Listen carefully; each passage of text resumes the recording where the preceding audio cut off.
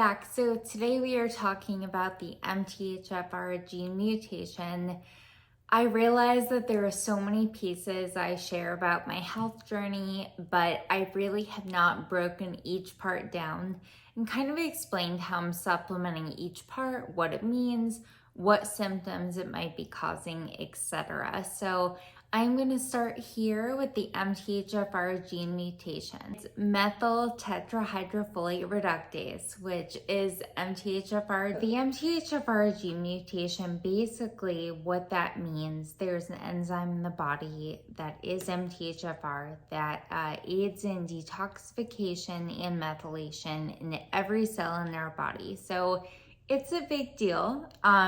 It's one of those underrated things that I am surprised is not talked about more in Western medicine, especially when I look back on growing up and I'm like, there were so many signs for me that would have been something that I could have correctly been supplementing and been aware of, and I never was. So there are different ways to find out if you have the mutation, and I will get to that later on in the video. So I will list on the screen the two variations that are most common. There are probably around 30, but there are two that are the most common, the most studied, and there are 3 variation types. So basically, each parent will carry this gene within them.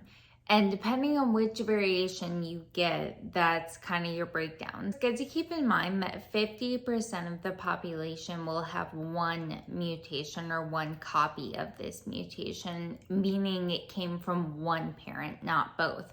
You can also get a copy from each parent. There are 3 different types. There is homozygous normal, heterozygous, and homozygous abnormal, which is me. So basically each one, think of it like a tier system where it's gonna function a little less, if that makes sense. So if you have someone that's 100% their body is functioning, their methylation is great, they don't have this mutation, they are functioning 100%. So if you have the first tier, you're functioning around 70%, and it keeps sliding down. So if you have the homozygous abnormal like me, where you have both copies from both parents, you are going to be in the end of things where your methylation, your detoxification, if it even is functioning, which I'll get into that, you're functioning around 30-40%. So that's a big deal if you're looking at our body as an organism that is meant to function and have these functions at a cellular level. And basically it's like having a car that is not running properly, and you're trying to get from point A to point B, but your car is just not running. So it's kind of like that. So why it's important, it does a lot for our body. So detoxifying toxins, environmental toxins, anything we're coming into contact with, which if we're a human being, we are coming into contact daily with toxins. So basically you're gonna have a hard time detoxing, meaning your liver is gonna struggle.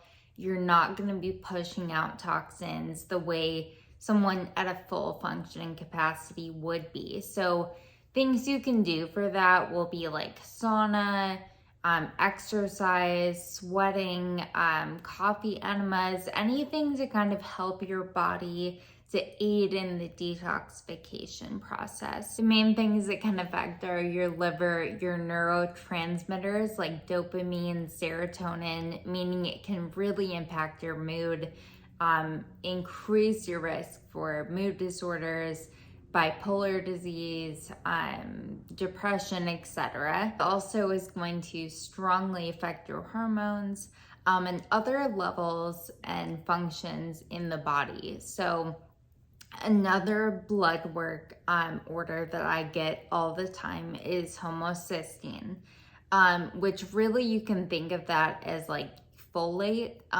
if that makes sense.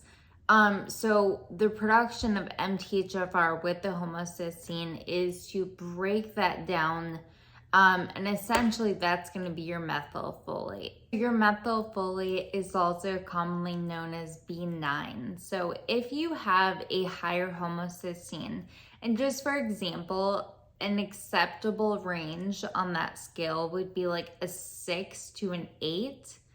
When I first got the test run, I was at an 18 point something. So abnormal.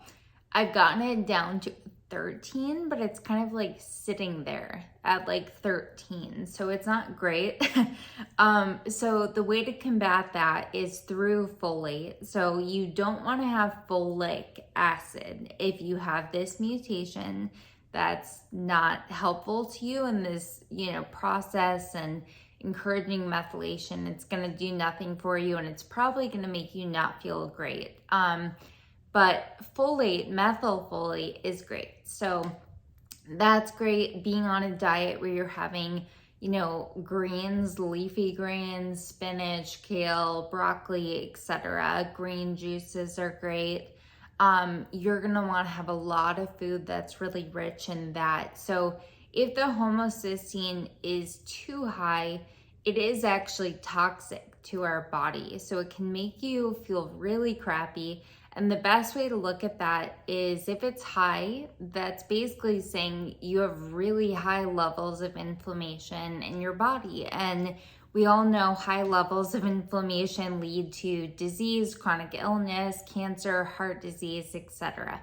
So that's a big part of this too. If you're able to also get your homocysteine checked out, I would recommend that as well. The MTHFR you can do through a basic blood panel with your doctor. My insurance did not cover it, so it's something you may want to check. Out of pocket, it was about $300. I had the same experience with homocysteine. It was around $200. So check with your insurance. And if not, I know 23andMe does the methylation, the MTHFR test. I think there are a few others out there that are just those mail order tests, and they test through saliva. So it's basically a spit test. I would recommend if you get a result that is homozygous abnormal or a double copy, you may then want to put the money into further testing and supplementing. Things to avoid if you have this mutation, and I wish I knew this when I was in my 20s. You do not want to drink alcohol. You should avoid alcohol. Either don't drink it or drink very seldomly. You do not want to smoke. Smoking, absolutely not. Smoking anything, no. Excess animal fat, animal products, that's a no-go, and you want to avoid sugars. So, pretty common things just with health, but those are things you want to avoid.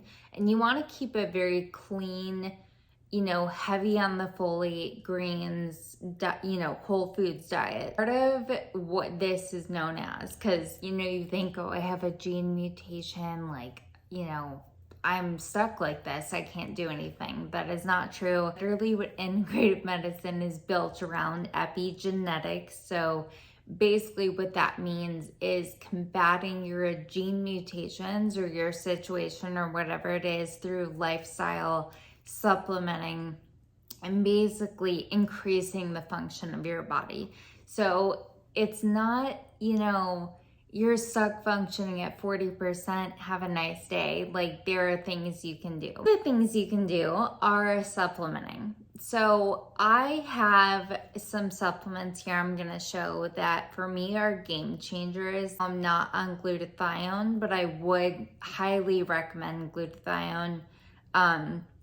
I took it for about 2 years. You mix glutathione in and out of my rotation, but right now I'm in a different supplement rotation for the time being.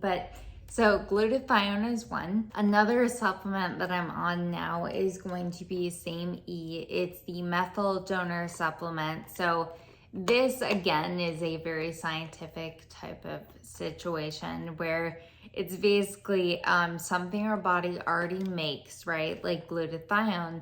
And it's supposed to aid in your methylation process. It's supposed to help with your mood, neurotransmitters, your neurological function, etc. So with me, I've taken a very hard hit neurologically. That's kind of where I've been hit the worst with my symptoms. And there are cases of MTHFR where there's ataxia, there's neurological problems, coordination problems, etc. And again, I have so many things going on and they all contribute to where I've gotten to, but these have made a big difference for me. Another thing I'm on, these are injections. And if you do have a doctor that is willing to prescribe you B12 injections, I highly recommend it. This is methylcobalamin. I hope I'm saying that right. I am not a medical professional. I just am someone that like lives this life. Methylcobalamin. So I was prescribed B12 shots years and years ago by a normal MD. And come to find out, they were not the methylcobalamin, which is what we would need for this gene mutation.